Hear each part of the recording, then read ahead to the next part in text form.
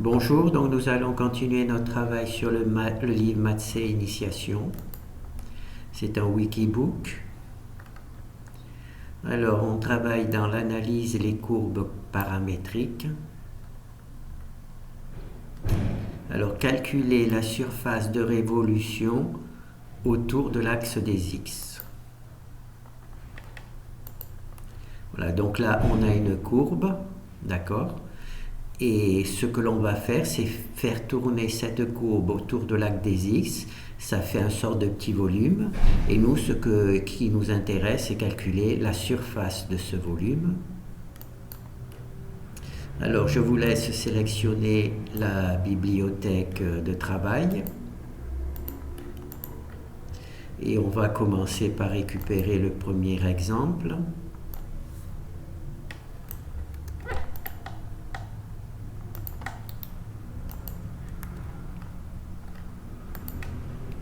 Alors, FA, c'est bon, on peut enregistrer.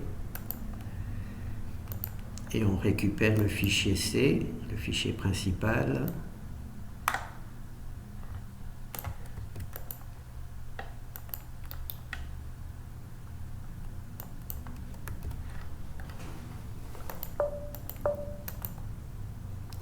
Alors, on nous présente la courbe. Elle est formée de deux fonctions, f et g. Alors, on ne le sait pas, mais enfin, cette courbe-là représente un cycloïde. On va calculer sa surface quand cette courbe parcourt entre 0 et 2π. Entre 0 et 2π. Alors, on va essayer de sélectionner GNUplot. Alors là, on a notre cycloïde. Alors ce cycloïde tourne autour de l'axe des X. On voit ici l'axe des X. Ça nous forme un volume. Suivant ce principe, ça nous forme un volume, suivant ce principe. Et ensuite, nous, ce que l'on va faire, c'est simplement calculer la surface de ce volume. Alors pour cela, on va utiliser le calcul intégral. Alors c'est ici que se trouve la formule pour calculer la surface de la courbe. Alors on reconnaît ici la partie qui permet de calculer la longueur de la courbe. D'accord ? C'est ce qu'on a vu précédemment. C'est la longueur de la courbe dans la vidéo précédente.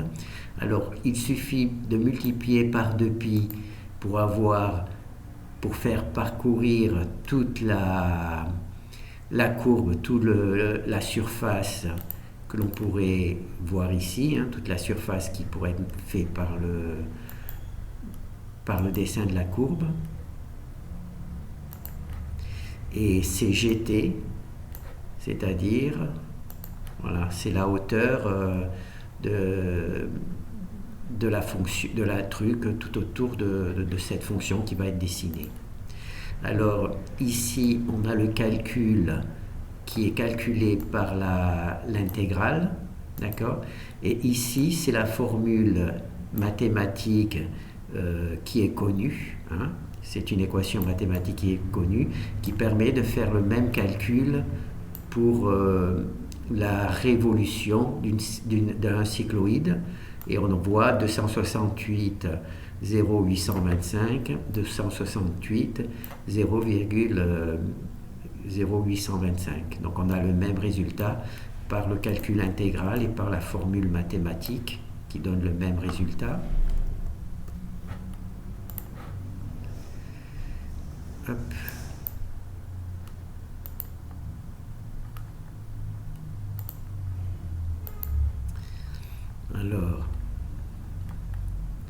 Alors ici, on a la formule mathématique qui est recalculée ici par le calcul.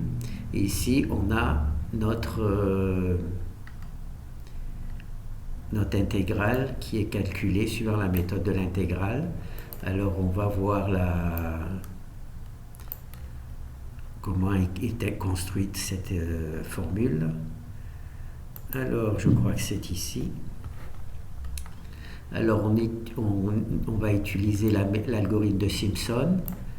Alors, là, on le reconnaît. Hein. Si vous le voyez, on le reconnaît. Simplement, la petite difficulté vient du fait que l'on a, comme dans la vidéo précédente, deux fonctions qui rentrent. D'accord ? Donc, on ne va pas pouvoir utiliser directement la fonction, mais réécrire cette fonction en tenant compte du fait qu'il y aura deux fonctions qui rentrent au lieu d'une seule. Et ces deux fonctions,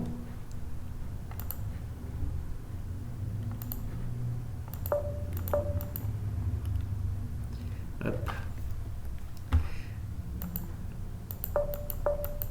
voilà. Cette équation-là est traduite en langage C dans cette fonction-là. D'accord. Ben, je vais essayer de la récupérer.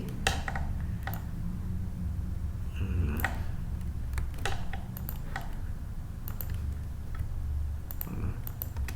Alors il y a le 2, il y a le 2, il y a le pi, il y a le pi, il y a la fonction g, là c'est le pointeur sur la fonction g, là c'est la dérivée de f au carré, là c'est la dérivée de f au carré. On voit qu'ici rentre la fonction f, on en prend la dérivée première et on la met au carré. Et ensuite on ajoute la dérivée, la dérivée de g au carré. Alors il y a on appelle la fonction g, on en prend la dérivée et ensuite on la met au carré. D'accord ? Et là, ce n'est pas marqué, c'est la partie infinie décimale que l'on ne marque pas. Donc là, on a bien notre formule de truc. Et cette équation-là, qui correspond à cette équation-là, on l'introduit dans l'opérateur d'intégration. Et l'opérateur d'intégration en langage C, c'est cette fonction-là. Et on introduit cette fonction-là, celle-ci. On l'introduit dans la méthode de Simpson. Ça nous donne une nouvelle fonction. Elle est introduite ici. Voilà. Normalement, ici, il y a juste la fonction f. Normalement, ici, il y a juste la fonction f. D'accord ?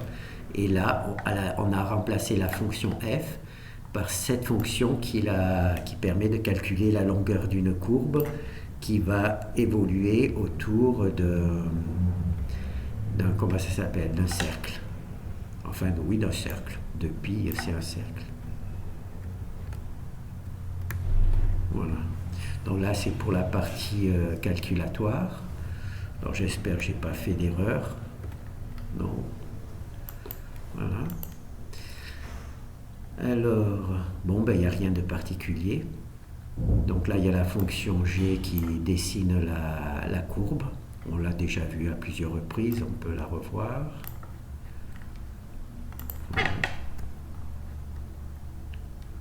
Alors là, c'est la partie GNUplot. Ça crée ce fichier-là. Mainplot. Alors il y a la création pour mettre en place le travail. Ensuite il y a la fonction plot qui affiche AB et qui affiche la longueur de la courbe.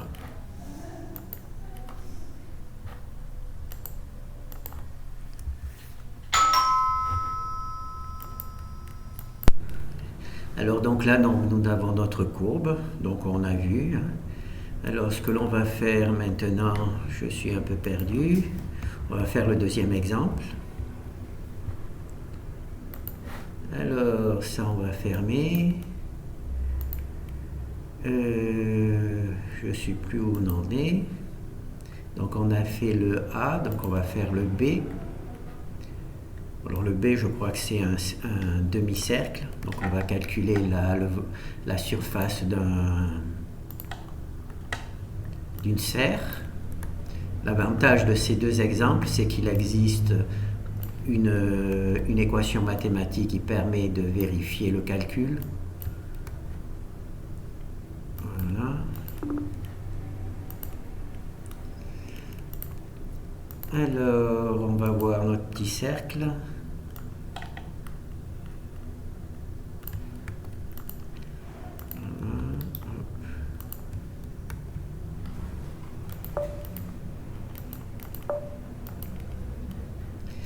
Alors, on va dessiner notre petit cercle.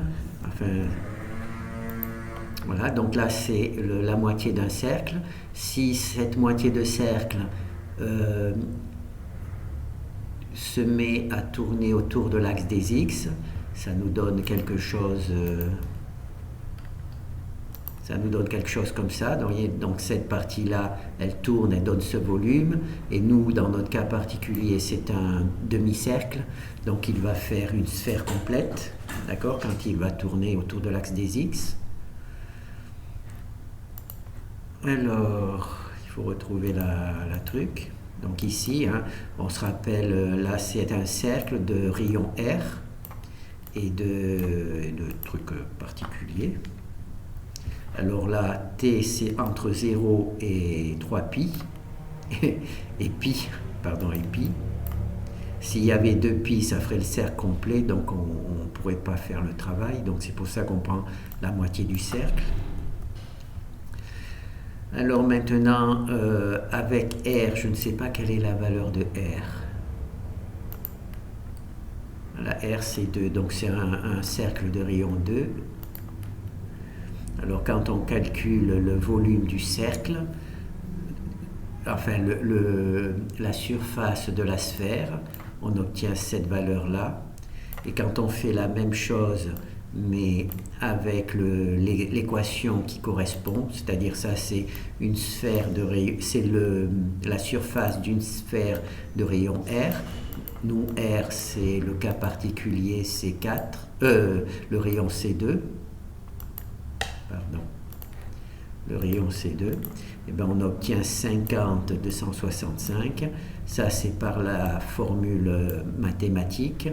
Et là, par l'intégrale, on obtient 50 de 165. Et là, 50 de 165, donc on obtient les mêmes valeurs pratiquement. Donc là, ça c'est pour la sphère. Alors bien entendu, on peut faire d'autres objets, d'autres courbes, donc on va faire une autre courbe. Là, ça sera une courbe dont on ne pourra pas vérifier le calcul, mais étant donné que ce sont les mêmes fonctions qui ont fait et qui ont fonctionné, on peut imaginer que ça fonctionne aussi. Là, c'est une courbe standard.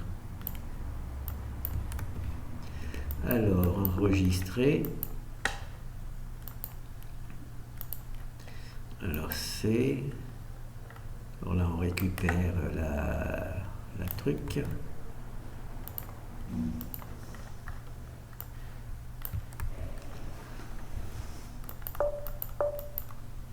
Alors cette fois-ci c'est F et G. Alors F c'est T au carré et G c'est 3T, donc c'est une nouvelle courbe.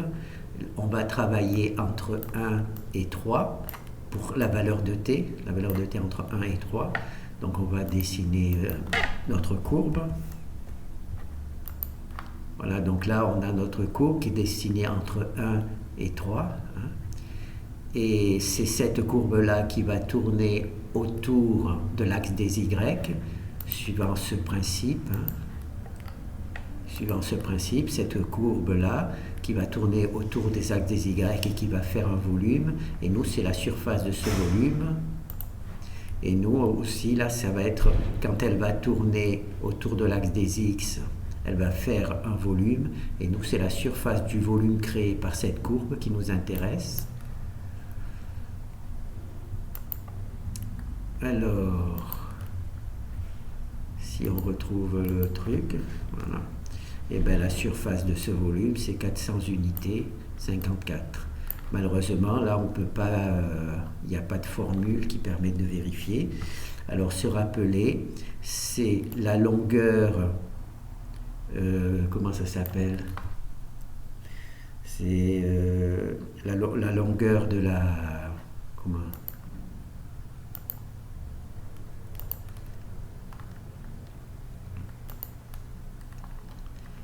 Ça s'appelle la longueur d'arc. Hein, c'est la longueur d'arc. C'est la formule qui permet de calculer la longueur d'arc de la courbe. D'accord? Ensuite, si on multiplie par 2π g, la deuxième fonction, et qu'on applique l'opérateur d'intégrale, on obtient la surface du volume créé par la révolution de la courbe autour de l'axe des x. D'accord? Alors ce travail-là que l'on a vu en... Oh là, ça va vite là. Que l'on a vu avec les courbes paramétriques. Donc là, on l'a vu avec les courbes paramétriques. Il y a le travail identique, mais avec les fonctions f de x.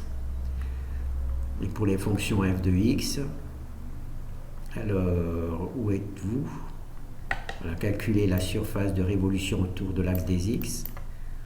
Donc là, il y a le calcul de la longueur d'arc, comme on l'a vu pour les courbes. Là, c'est fait pour la fonction f de x. Et là, c'est la même chose. Alors là, je vous demande d'avoir vu la vidéo précédente. Alors, je ne peux pas vous faire l'exemple parce qu'il faudrait que je télécharge la bibliothèque.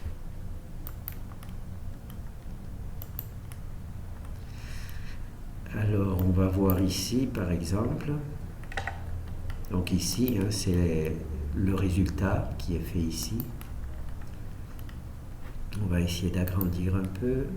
Historique, non, zoom. Voilà. Donc là, on a notre fonction. On a notre fonction f, il y a la dérivée de f. On travaille entre 1 et 4. Voilà. Entre 1 et 4, c'est le travail. Et là, c'est 2π f. D'accord? ds.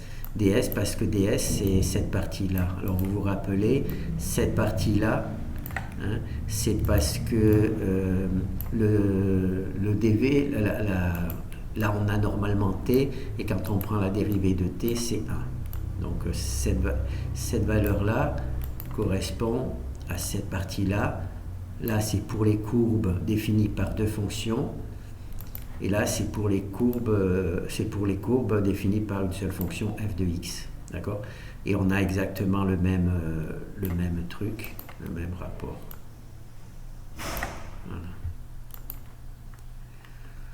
Voilà. Donc, si vous regardez ce travail sur les fonctions f de x, je crois qu'il est mieux travaillé. Enfin, il y a plus d'informations. Oh là. Zoom. Voilà. Donc nous, on a vu pour les courbes paramétriques calculer la surface de révolution autour de l'axe des x. Et ça fait partie des applications du calcul intégral. Donc on calcule la longueur d'arc de la courbe.